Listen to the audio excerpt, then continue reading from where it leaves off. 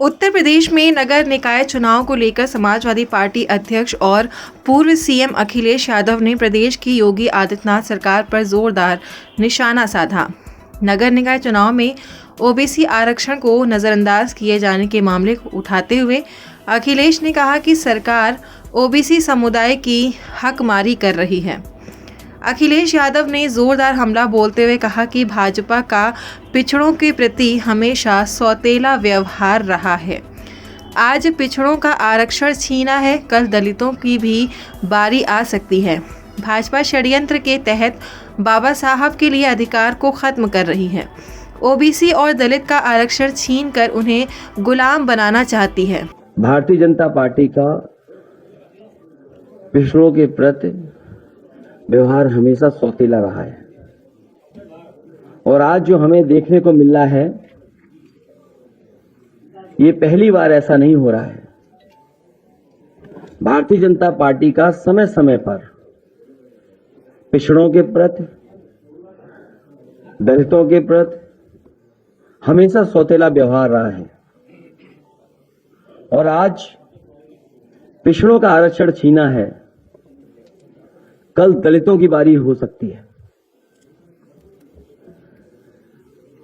OBC समाज का आरक्षण खत्म करके न केवल उनको धोखा दिया जा रहा है बल्कि बाबा साहब द्वारा पिछड़े और शोषित समाज को मिले अधिकारों को छीनने का षड्यंत्र चल रहा है। केवल एक संस्था में नहीं, अगर भारतीय जनता पार्टी का काम करने का तरीका हम देखें तो हर संस्था में भारतीय जनता पार्टी जानबूझ करके षड्यंत्र कर करके पिछड़ों को, दलितों को अधिकार नहीं दे रही है। ओबीसी समाज का आरक्षण खत्म करके ओबीसी समाज के आने वाली नस्लों को भी गुलाम बनाने का षड्यंत्र चल रहा है। सपा अध्यक्ष ने कहा कि भाजपा में शामिल होने के बाद नेताओं की आत्मा मर जाती है। मुझे याद है जिस समय इनकी सरकार पिछली बार नई बनी थी, उस समय जो पुलिस भर्ती की सूची बननी थी, क्योंकि रिजल्ट कोर्ट में उसको शामिल था, रिजल्ट आ चुका था, किन्हीं कारणों से रिजल्ट घोषित नहीं हो पा रहा था।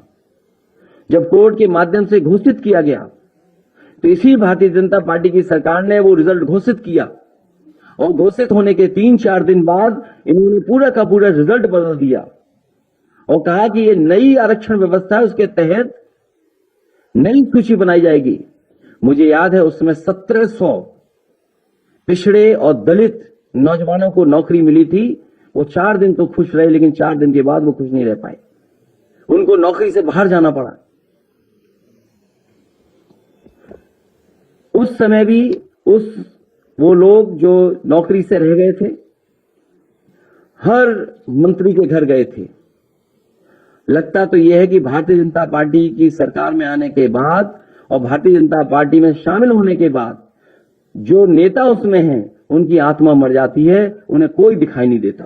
भाजपा सरकार में बड़े पैमाने पर विश्वविद्यालयों में बड़े स्तर पर घोटाले हुए हैं। सरकार लगातार भेदभाव कर रही है। अखिलेश ने कहा कि अगर इस मामले में सुप्रीम कोर्ट भी जाना पड़ा तो आरक्षण को लेकर समाजवादी पार्टी सबसे बड़ी अदालत का दरवाजा खटखटाएगी। यूनिवर्सिटियों में जिस तरीके से नौकरियां मिली हैं, आप कोई यूनिवर्सिटी उठा लीजिए। मुझे याद है बलिया में यूनिवर्सिटी समाजवादी सरकार में बनी थी, समाजवादी नेता चंद्रशेखर जी के नाम पर बड़े पैमाने पर घोटाला हुआ। बांदा यूनिवर्सिटी में घोटाला हुआ। अभी यूनिवर्सिटियों में जहां भी जिस संस्था में जो लोग बैठे हैं, बड़े पैमाने पे घोटाले हो रहे हैं और बड़े पैमाने पर पिछड़े और दलित लोगों के साथ भेदभाव हो रहा है। उन्हें जो हक और सम्मान और जगह मिलनी चाहिए वो जगह नहीं सरकार दे रही। और केवल एक यूनिवर्सिटी में नहीं, पूरे उत्तर प्रदेश की आप यूनिवर्सिटी उठा कर देख सकते हैं। एक बार तो इस सरकार ने आयोग भी गठित किया, एक कमेटी भी बनाई और कहा कि इसमें पिछड़ों की गिनती होगी। उस आयोग ने, उस कमेटी ने रिपोर्ट तो दी, लेकिन वो रिपोर्ट कभी सार्वजनिक नहीं की गई। और सरकार ने ये कहा, सरकार की मंशा ये थी कि क्लास 3 और क्लास 4 में कितने पिछड़े नौकरी पा रहे हैं, उनकी कितनी गिनती है उसमें, लेकिन सरकार ने अभी तक उस रिपोर्ट को पब्लिक नहीं किया है, किसी की जानकारी में नहीं लाया गया। इसलिए लगातार सरकार भेदभाव कर रही है और जरूरत पड़ेगी और हमारी पार्टी के संगठन के लोग, पिछड़ा वर्ग का जो संगठन है उसके लोग तैयार कर रहे हैं। अगर सुप्रीम कोर्ट में भी लड़ाई लड़नी पड़ेगी तो समाजवादी पार्टी पिछड़े वर्ग के साथ पूरे सहयोग और मदद के साथ खड़ी होगी, जिससे सुप्रीम कोर्ट में भी लड़ाई लड़ी जा सके।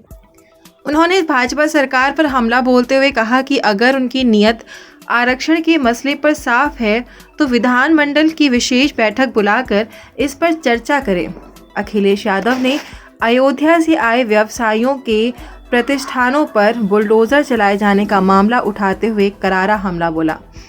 अखिलेश ने कहा कि सरकार की तरफ से अयोध्या वासियों को उचित मुआवजा दिया जाए। मंदिर के पास व्यापारियों की जमीन की कीमत नहीं है। अखिलेश ने कहा कि मैं 27 जनवरी को अयोध्या जाऊंगा और लोगों की परेशानी को सामने लाऊंगा। मैं चाहूंगा कि अयोध्या वाले कुछ लोग हैं जो अपनी बात को रखना चाहते हैं।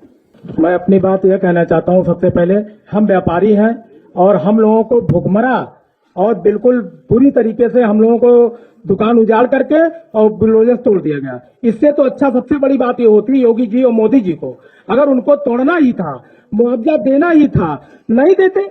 उनको एक मिसाइल नए घाट से दागनी थी, योगी मोदी मिसाइल, और जाति शहादत का सबको नस्तानाबूद करती। उनको ना आदमी रहता और ना मुआवजा देने की जरूरत पड़ती। क्या जरूरत थी उनको मुआवजा देने की? मैं तो यही गुजारिश करूंगा योगी मोदी से, वो मिसाइल दाग दे, अयोध्या को पूरी ध्वस्त कर दे। न वहां आदमी रहेगा, न उनको बुलडोजर चलाना पड़ेगा। मैं सरकार से कहूंगा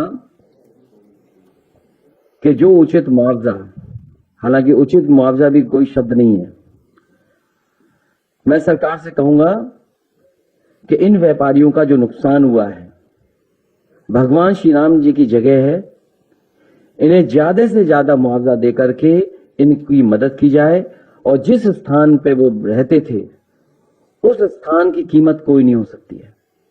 इसलिए व्यापारी जहां जाना चाहें, अगर आप नहीं उनको हटा रहे वहां से, या आसपास जो भी सरकारी जगह हो वहां पर इनके लिए जगह उपलब्ध करा करके, जब ये मंदिर के पास इतना रह रहे थे तो उस जगह की कोई कीमत नहीं हो सकती है। इसलिए सरकार इनकी बात सुने, सरकार इनकी मदद करे। सरकार के हाथ में है, जितना चाहे वो मदद कर सकते हैं। जब मंदिर के नाम पर हजारों करोड़ रुपए चंदा ले सकते हैं तो उसी 1000 करोड़ में इन व्यापारियों की मदद क्यों नहीं कर रहे हैं आप? इसलिए सरकार इनकी मदद करे। और जहां अगर अयोध्या का, क्योंकि हमारे साथी कई बार बोले कि आप देखें खुद आकर के, मैं पवन पांडे जी और पार्टी के लोगों से कहूंगा कि 27 जनवरी को जरूर मुझे दिखाना कि क्या नुकसान हुआ है व्यापारियों का। सब्सक्राइब कीजिए न्यूज इन इंडिया को और बेल आइकन को दबाइए न्यूज से जुड़े लेटेस्ट वीडियोज सबसे पहले देखने के लिए।